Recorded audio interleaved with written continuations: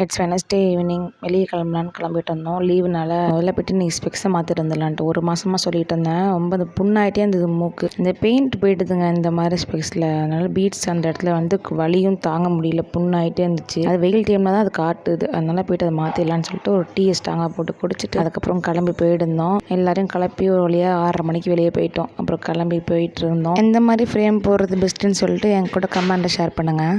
அப்புறம் போனதுக்கப்புறம் செலக்ட் பண்ணிட்டு இருந்தேன். எனக்கு அந்த மாதிரி கிளாஸ் வேணாம் இனிமே அப்படின்னு சொல்லிட்டு இந்த மாதிரி பிளாஸ்டிக் மாதிரி இருக்குது பார்க்குறதுக்கு. ஆனால் என்ன உடஞ்சிருமா என்னன்னு தெரியல. அந்த மாதிரி போட்டதே இல்லை. இந்த மாதிரி வாங்கிக்கோ, இதுதான் கொஞ்சம் வலிக்காது, துருவம் பிடிக்காதுன்னு சொன்னாங்க. சரி எப்போ பார்த்தாலும் அது மாதிரி தானே போகிறோம், இந்த மாதிரி ட்ரை பண்ணுவோன்னு சொல்லிட்டு இந்த மாதிரி கிளாஸ் ட்ரை பண்ணிட்டு இருந்தேன். இப்போ நான் தெரியுமா, அது உண்மையிலே சூப்பராக இருந்துச்சு. கொஞ்சம் ரேட் கூட, அதனால் அது வாங்கலை, வேறு தான் வாங்கியிருந்தேன். அது கடைசியாக காட்டுறேன். இப்போ ஒன்றா மாற்றி போட்டுட்டு இருந்தா அவள் பண்ணுற சேட்டை. என் முகத்துக்கு என்னமோ ரொம்ப பெருசாக இருக்கிற மாதிரி ஃபீல் ஆனிச்சு. அப்புறம் கடைசியாக இந்த ஃப்ரேம் தான் செலக்ட் பண்ணியிருந்தேன். அப்புறம் டிமார்ட்லாம் போயிருந்தோம். டிமார்ட்லாம் ஷாப்பிங் பண்ணோம். அப்புறம் வேறு எங்கே போகணும்னு சொல்லிட்டு அடுத்த வீட்டில் பார்க்க